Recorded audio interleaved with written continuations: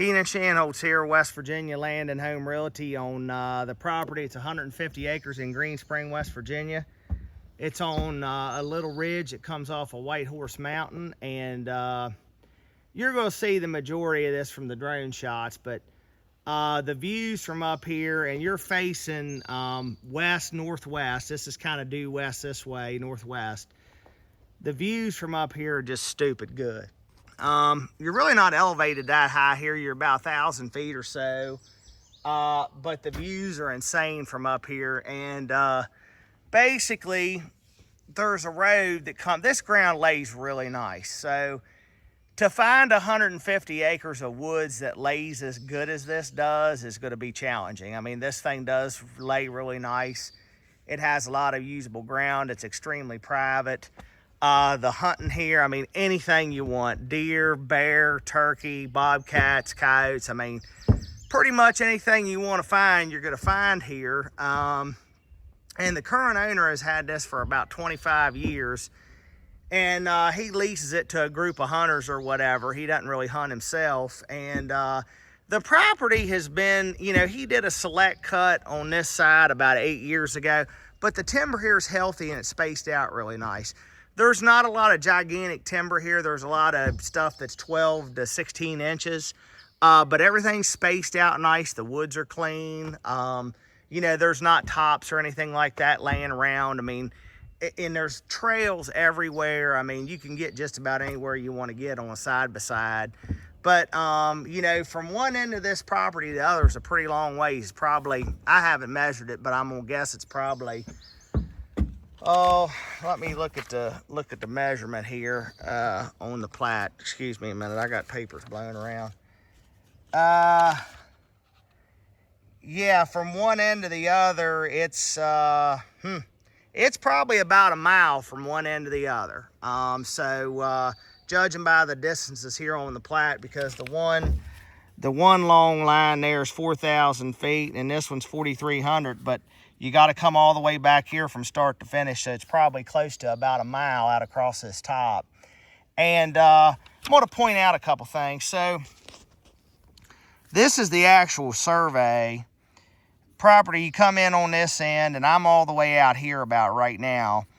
But this says on the old plat, this is a right-of-way.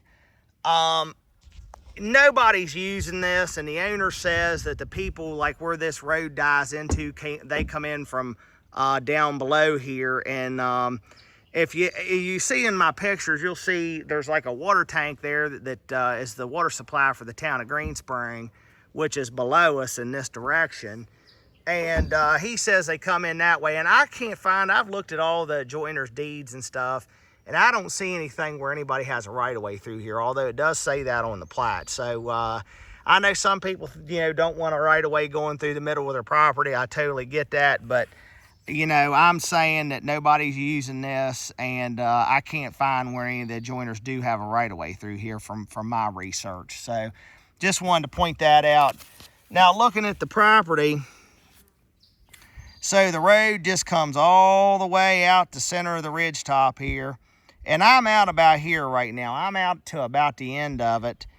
And this is going to be the neighbor's property here. The water tank's right there for Green Spring, right below you here.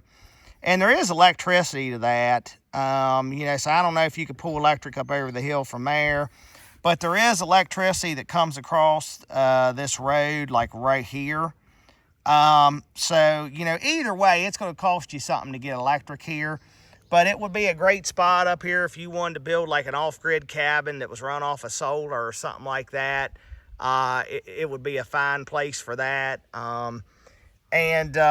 Just want to point out a couple things here. So like I said, I'm all the way out here on this end of the property. And it slopes off on this west side just a little bit down over the hill. And on the east side, it goes almost to the bottom of this big hollow here. So it's a little bit steeper on the east side than the west side. But you can see the contour lines here, you know, how good this thing lays. I mean, how far the lines are spaced apart. And then, like, here's a map where I kind of drew in, like, the trails and stuff. Obviously, I'm on this trail that goes out the top, but there's a trail that basically runs all the way along the bottom that they built when they logged this section down here years ago.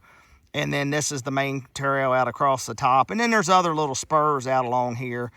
But the building sites, you know, view-wise are going to be on this side of the road that, like I said, face northwest. And it's starting to cloud up. Today's the 4th of July. There's a storm off there to the north in the distance. There you go. I mean, you'll see it. You'll catch it on the drone shots or whatever. Now, the road coming back in here, it's flat. It's perfectly flat out across the top of this ridge. The road's flat. But you can see it's rocky. You know, you can see there's rocks in the road and stuff like that. So you got to have something with a little ground clearance. And you got to take it easy when you're coming out through here. But, you know, a side-by-side or an ATV will get you anywhere you want to go and whatnot. But, you know, to sum this place up, and I'll also want to point out, so I was looking at the map here. Here's the neighbor's property, and then this property right here, there's one property, you know, this property's in between here in Whitehorse Mountain Wildlife Management Area.